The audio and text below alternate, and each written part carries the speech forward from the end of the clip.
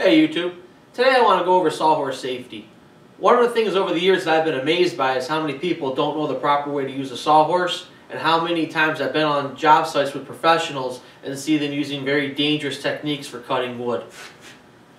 Here we have a typical, this is a 3/4 inch sheet of plywood. I've got it cut down to like a 2x4 just so that I have, for demonstration purposes. If you picture this as a 4x8 sheet, nice big heavy sheet, typically a lot of times what you'll see people doing is putting the sheet up like this.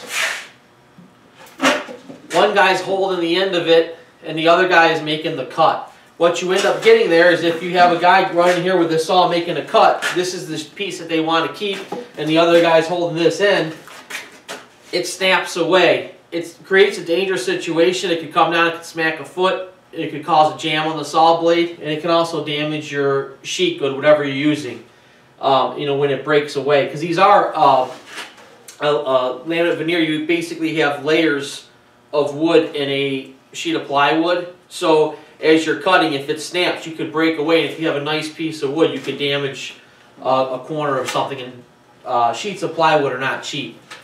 And also, one of the things that does is that requires two guys to make a cut instead of one.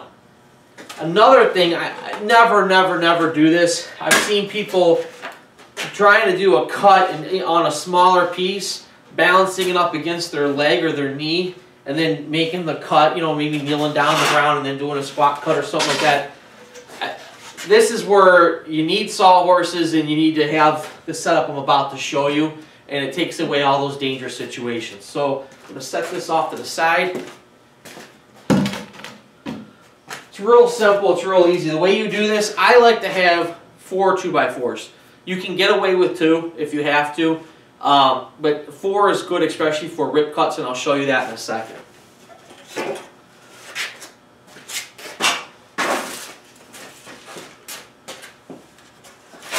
So what we do is we set the 2x4s up,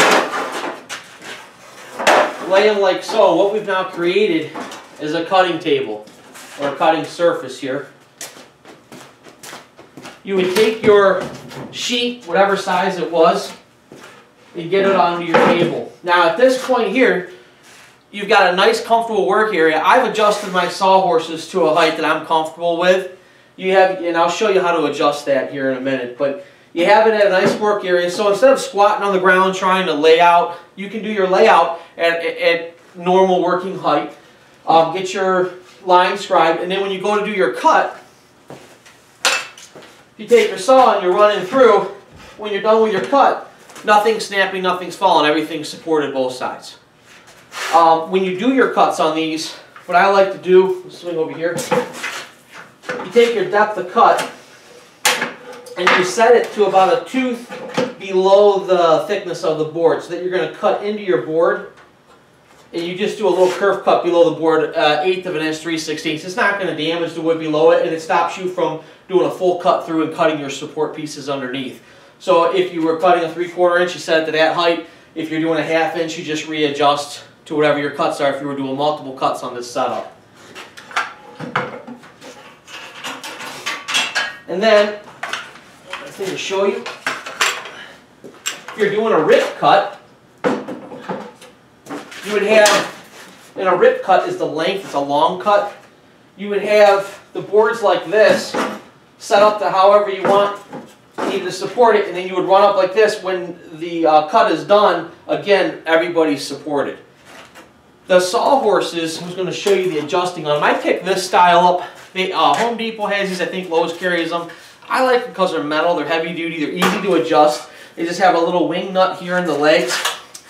You can see it down in there. You basically unscrew it, you can adjust the leg, set them to whatever height you're comfortable with. Once they're set, they're done. I mean, that's your height for life.